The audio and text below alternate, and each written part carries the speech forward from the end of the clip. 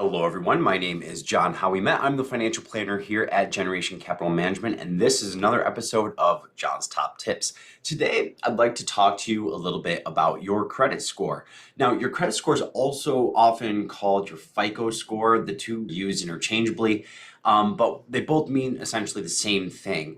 And what your FICO score or your credit score is, it's the key to being able to borrow money in order to achieve your goals. Now, it's a three-digit number that ranges from 300 to 850, and higher is typically better. Now, the way that it's determined, it's through an alchemy of certain factors, and lenders use it in conjunction with your credit report to determine how much of a risk it is to lend money to you, essentially.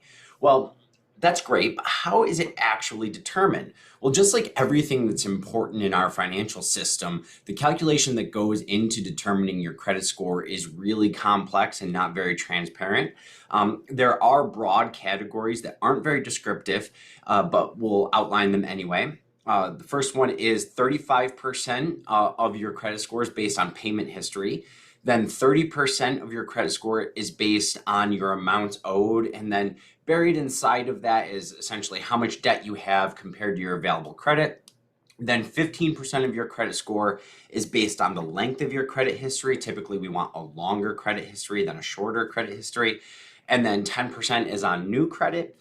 And final 10% is on the mix of credit that you have.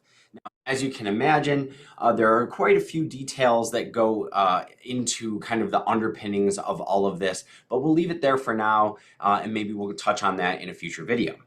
But what we need to know about our credit score is that there are ways to improve it. So how do we do that? Well, there are a few general tips that you can follow that are just kind of good rules of thumb to keep in mind as you're trying to improve your credit score.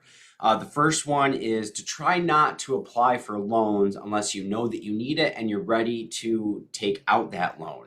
Each card inquiry or each time that you apply for credit has the chance to reduce your credit score. Then also another tip is keep your credit cards paid off and open. Especially those older cards. Like I said, we're concerned about maintaining a longer credit history and having an older average age of our credit. One of the great ways to do that is to keep our older credit cards open, even though we might not want to be using them.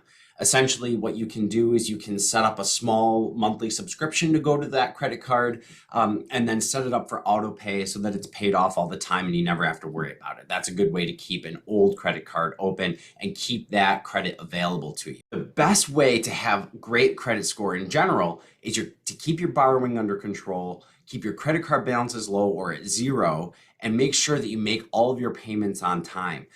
Payment history and amounts owed account for 65% of your credit score. So one of the best things that you can do for yourself is to make sure that you're keeping your balances low and you're making your payments on time and not missing any payments. Great way to do that is to set everything up on auto pay.